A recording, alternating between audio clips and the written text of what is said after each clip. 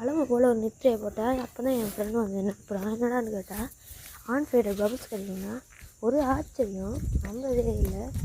உடனே பிறகு ஓடி போய் பார்த்தேன். பார்ப்போம் வாங்க உண்மையாக நீ சொன்ன உண்மையாக மட்டும் பாதி மட்டும் வலிக்கிறேன்டா டே.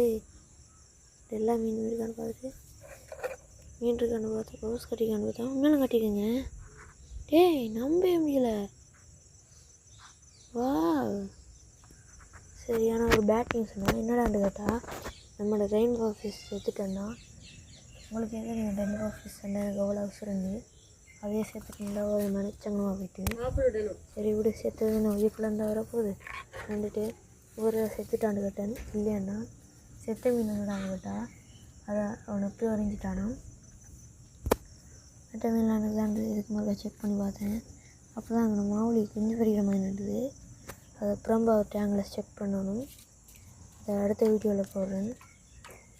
இதே மாதிரி தொடர்ந்து வீடியோ பண்ணணும்டா இதை சப்ஸ்கிரைப் பண்ணி வச்சுருங்க. நம்மளோட டேங்க்லேயும் அனுப்புகிறேன். அதில் தான் இந்த அனுப்புகிறான். அப்புறமேட்டு ரெயின்போவை தேடி பார்த்தேன். இது அதில் இருக்குது பாருங்க. உங்களுக்கு தெரியுதான்னு தெரியல. அப்புறம் ஃபோன் பண்ணி காட்டுறேன். அதுதான் இருக்குது. அப்புறம் நாங்கள் ஓடுது. எனக்கு தெரியவே இல்லை. எங்கடா போயிட்டு தான் இல்லை அவங்க வர ஃபோன் பண்ணுறேன். உங்களுக்கு தெரியுதா? சரி பாய். அடுத்த வீடியோவில் மீண்டும் சந்திப்போம். பாய்.